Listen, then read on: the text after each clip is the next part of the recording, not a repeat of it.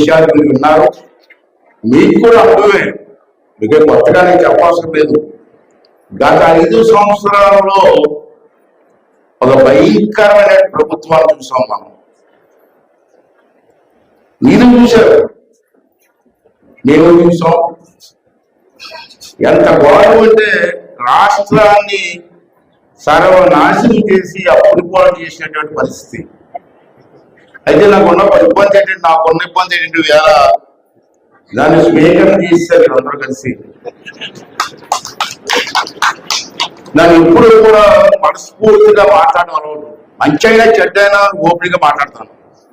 ఇప్పుడు నాకు ఇచ్చిన పనిష్మెంట్ ఏంటంటే స్వీకరణ చేసి నోరికి బ్లాక్ చేస్తారు.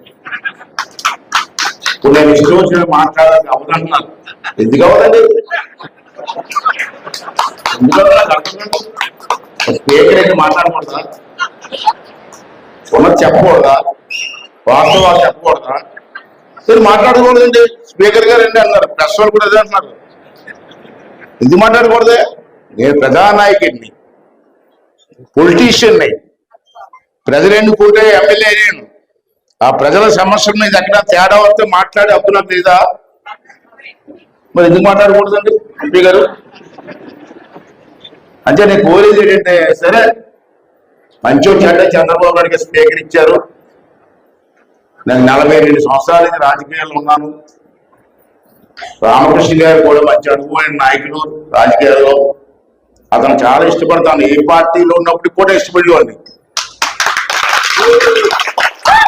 ఎందుకంటే రాజకీయ నాయకుడు మాట్లాడతారు. చాలా మంది రాజకీయ నాయకులు ఉంటారు, దేశంలో అన్ని పార్టీలు ఉంటారు.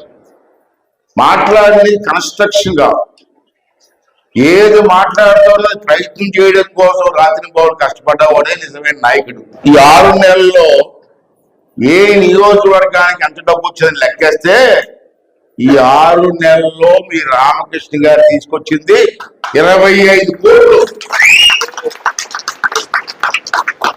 అంతేగా సార్? 65 కోట్లు, సారీ 65 కోట్లు.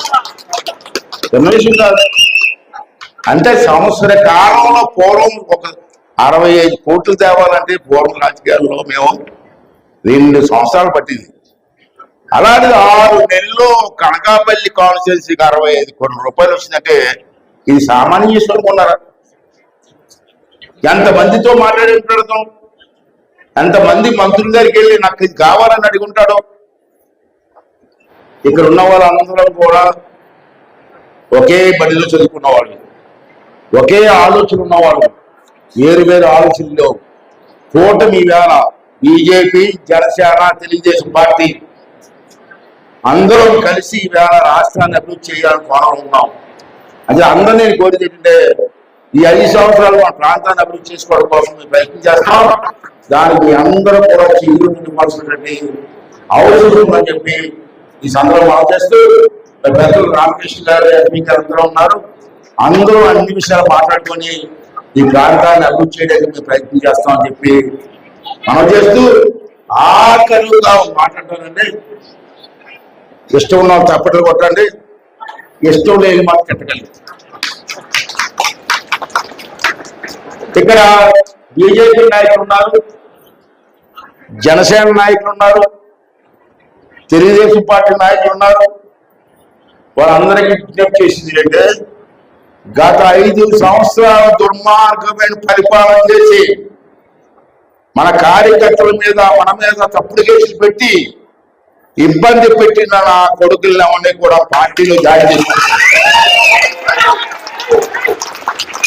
మనకు లేరా? ఇంత సైన్యం ఉంది, ఇంతమంది ఆడవాళ్ళు ఉన్నారు, ఎంతమంది కుర్రవాళ్ళు ఉన్నారు, ఎంతమంది నాయకులు ఉన్నారు. ఇంకెందుకు మనకని నేనటి వరకు మనం తిట్టిన వాళ్ళు, నేనటి వరకు మనం కేసులు పెట్టిన వాళ్ళు ఇంకా పార్టీలో వచ్చేస్తారండి. దానికి మీరు ఎవరు దయించి నమస్కారం ప్రశాంతంగా ఉందాం, ప్రశాంతంగా పరిపాలన చేద్దాం, ప్రశాంతంగా అభివృద్ధి చేద్దాం. దాన్ని మీరు అందరూ సహకరించండి. ప్రెస్ వాళ్ళు కూడా సూచన చేయండి, తీసుకుంటాం.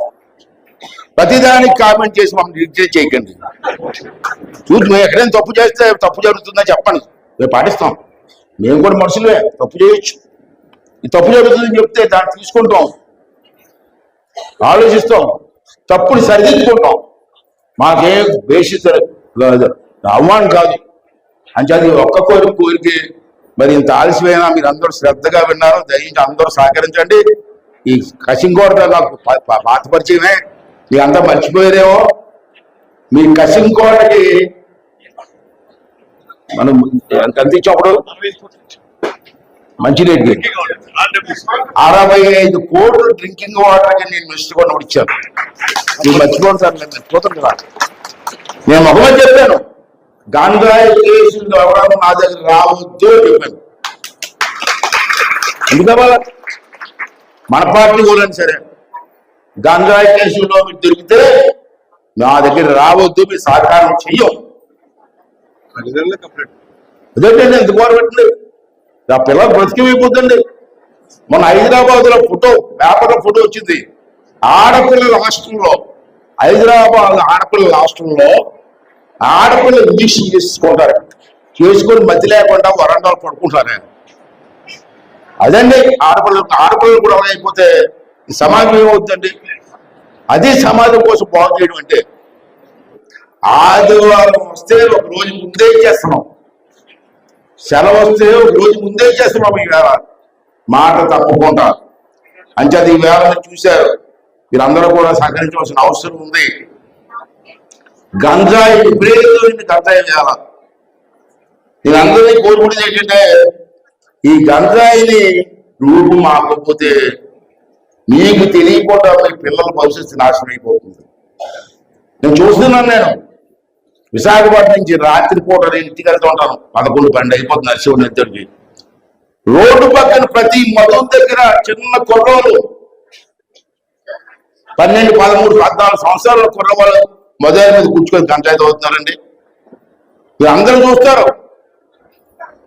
ఎవరైనా పెద్ద వెళ్ళి మన నర్సీపట్నం మధు మీద 10 మంది కుర్రవాళ్ళు గంజాయి తాగుతుంటే ఒక పెద్ద ఆయన 62 సంవత్సరాలు అతను మోటార్ సైకిల్ ఆఫ్ చేసి, ఏరా బాబు మీ వయసు ఎంతరా, ఈ గంజాయి తాగడం తప్పురా మానంటరా అంటే, నువ్వురా నాకు చెప్పచ్చు. ఇప్పుడు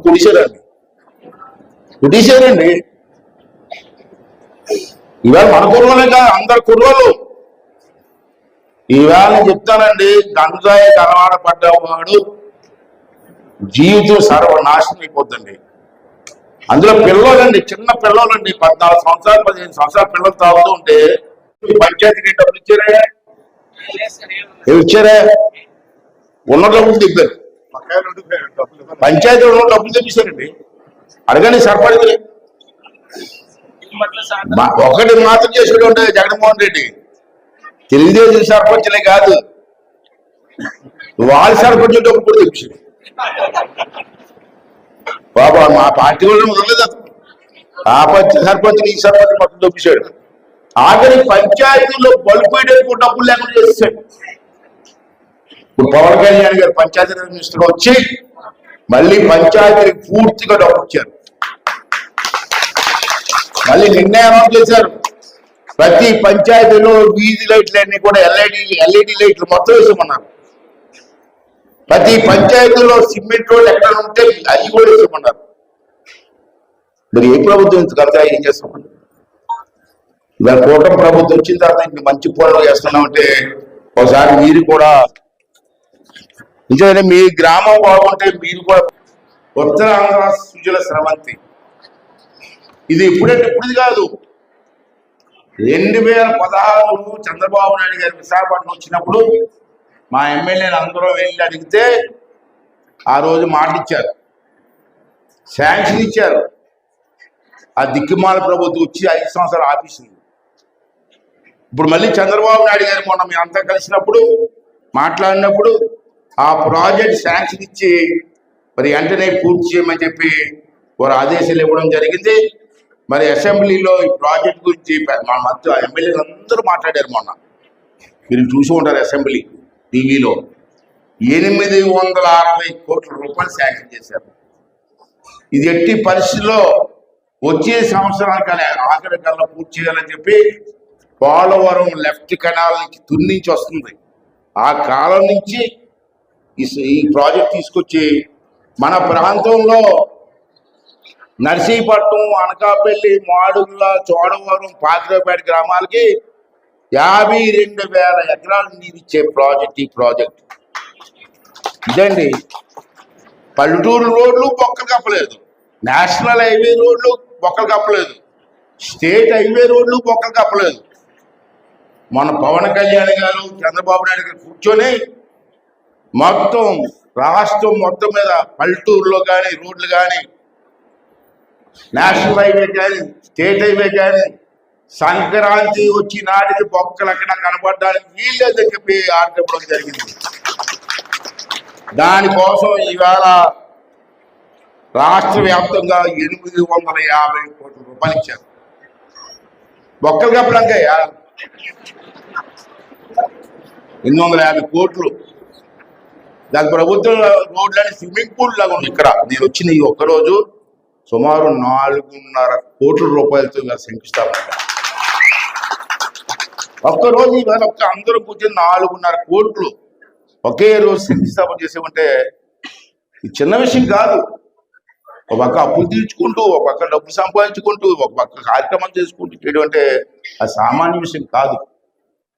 కొంతమంది మాట్లాడతారు, చాలా మాట్లాడుతుంటారు. ప్రజాస్వామ్యంలో అందరికీ మాట్లాడే హక్కు ఉంది, రకరకాలుగా మాట్లాడుతూ ఉంటారు. వీళ్ళ పేపర్ వాళ్ళు ఉన్నారు, ఈనాడు ఒకలాగా రాస్తుంది, జ్యోతి ఒకలాగా రాస్తుంది, సాక్షి పేపర్ ఒకలాగా రాస్తుంది. వాళ్ళకే మాట్లాడుతుంది, ఒక్కొక్క పేపర్లో ఒకరు రాస్తుంటారు. అలాగే రాజకీయ నాయకులు కూడా ఒక్కొక్కరు ఆలోచన ప్రకారం వాళ్ళు మాట్లాడుతుంటారు. అది ఎవరు మాట్లాడేది, ఎవరు కార్యక్రమాలు చేస్తారో నిర్ణయించవలసింది మీరు. ఇవాళ చూసారా కమ్యూనిస్ట్ పార్టీ అటువంటి మహామహులు పరిపాలించిన ప్రాంతం ఈ ప్రాంతం. వాళ్ళు చూసి మేము రాజకీయాలు నేర్చుకున్నాం నర్సీపట్నంలో. అటువంటి గడ్డ వీరందరినీ కోరిది ఒకటే. ఇవాళ చూశారు, ఈవేళ ఒకే రోజు నేను 42 సంవత్సరాల బట్టి రాజకీయాలు ఉన్నాను చెప్పాను కదా ఇందాక. 9వ ఎమ్మెల్యేగా నేను ఎప్పుడూ కూడా ఇంత తక్కువ టైంలో ఎంత డబ్బు తేవడం ఇప్పుడు చూడలేదు. నేను కేవలం 6 నెలల టైంలో ఆ దుర్మార్గులు చేసిన అప్పు తీర్చుకుంటూ, ఒక పక్క అప్పు తీర్చుకుంటూ, మరో పక్క కార్యక్రమాలు చేసుకుంటూ వస్తున్నటువంటి ప్రభుత్వంలో ఇంతమంది నాయకులు కష్టపడుతున్నారంటే ప్రజలు కూడా సహకరించవలసిన అవసరం ఉంది. రామకృష్ణలో ఒక అవగాహన ఉండేది. అప్పుడు కూడా చూశాను, రాజశేఖర్ గారి టైంలో మంత్రి చేశారు, నేను అపోజిషన్లో ఉన్నా. అసెంబ్లీలో మాట్లాడినా, ఏదైనా కార్యక్రమం మాట్లాడినా 10 మందికి పనికొచ్చే కార్యక్రమాల గురించి ఇప్పుడు మాట్లాడేవాడు. అలాగే అనకాపల్లిలో రాజకీయాలకి అనకాపల్లి ఒక చరిత్ర కలిగినటువంటి ప్రాంతం ఈ ప్రాంతం. అనకాపల్లి ఎంతమంది నాయకులు అండి, కమ్యూనిస్ట్ పార్టీ నాయకులు కానీ, ఆ రోజు తెలుగుదేశం పార్టీ నాయకులు కానీ, రామకృష్ణ గారు